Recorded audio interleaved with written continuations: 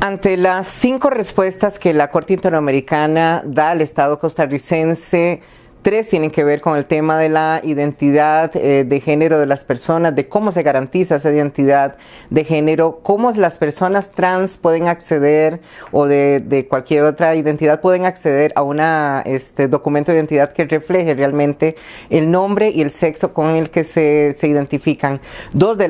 las respuestas tienen que ver con el tema de los matrimonios entre personas del mismo sexo. ¿Cómo viene esto a afectar a la sociedad, no solo costarricense, sino de todos los países de la región? Pues de una forma sumamente positiva, porque viene a garantizar los derechos fundamentales de identidad y de la elección también de la pareja de muchas poblaciones. Al garantizar esto en las personas trans, el derecho a la identidad, viene a garantizar también muchos otros derechos, como el derecho a la salud, a la educación, a la vivienda, a la participación política y tantos otros derechos que les han sido negados por el simple hecho de que el nombre que aparece en sus documentos de identidad y el sexo que aparece en estos documentos no reflejan realmente la identidad de estas personas. Y en el caso de las parejas del mismo sexo, viene también a garantizar muchos derechos que le han sido negados a las parejas que han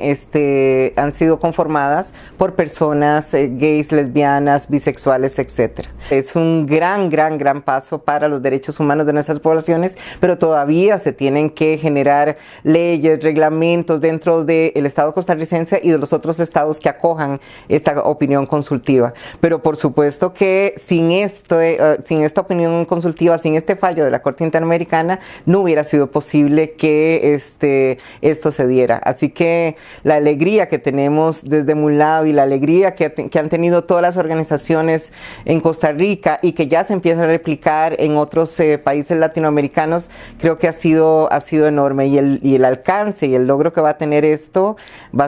incluso va a replicar, se los aseguro, hasta países que no tienen que ver con la región latinoamericana. Eso va a trascender incluso a otras latitudes. Yo lanzo un mensaje a todas las organizaciones de la sociedad civil para que antes de actuar, que a veces actuamos por impulso, que nos informemos, que estudiemos muy bien cómo está la situación de los derechos humanos, que estudiemos muy bien esta opinión consultiva para también emitir mejores criterios, no solo ante el público en general, sino también ante los medios de comunicación, que no nos dejemos llevar también por impulsos como lo hacen otros sectores, sino que cuando vayamos a hacer actos de incidencia política en este sentido, que tengamos todas las herramientas posibles.